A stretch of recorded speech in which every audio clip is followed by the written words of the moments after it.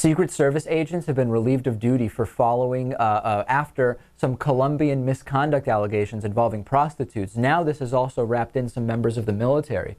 About a dozen Secret Service agents, Lewis, were sent to Colombia ahead of the president showing up there for this international summit. They've been relieved of duty because of allegations that they had purchased prostitutes, which my understanding is actually legal where they were in certain scenarios, but presumably is not something that Secret Service agents guarding the president should be doing. Yeah, I mean, if their job is to secure the area, I don't see how they could be doing that while... well, I guess it's common that there's after president leaves partying, but it's less common that it's before the president shows up. And I guess apparently the reason that this even blew up was that a Secret Service agent was refusing to pay a prostitute the $47 that he owed her.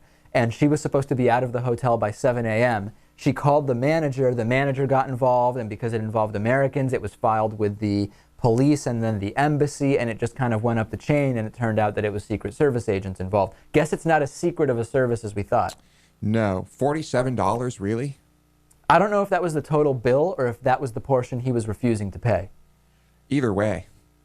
I mean, as ridiculous as it is that they're even in the situation to begin with. It is, yeah. You would think that $47 wouldn't be too big a deal, and if you want to keep things, you know, low profile, right? If you want to keep it secret, $47. So right away we saw implications starting to wrap up Obama. It's Obama's Secret Service. It's Obama's military. Come on, we know. Right, like he personally hired these guys. It's just, come on, give it a rest, ladies and gentlemen. If that's really what you need to try to get this president out, to say that Secret Service agents that were protecting him got prostitutes in Colombia, it's going to be an interesting campaign for sure. Yeah, seriously. That being said, does this affect the diplomatic abilities of Obama while at this summit in Colombia, do you think, the fact that this incident took place? Perhaps only on matters of prostitution. It actually could have been a good opportunity, really, for this entire Colombia thing to talk about the issue of Hispanic voters and immigration.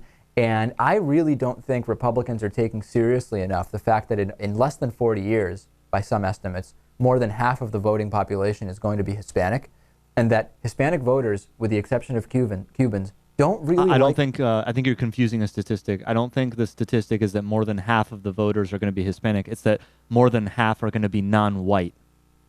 Oh, is that what it is? But it includes many other groups as well, not just I stand corrected. More than half will be non-white. And as we know, Hispanics will make up a significantly a larger and larger portion of that.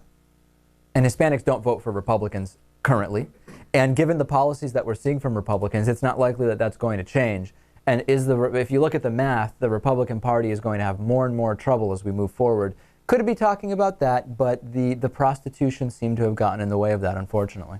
Well, as prostitution tends to do that. Tends to be the highlight when it's involved anywhere. I guess so. Like Joe Biden said, it's a BFD. It is a BFD. Yeah.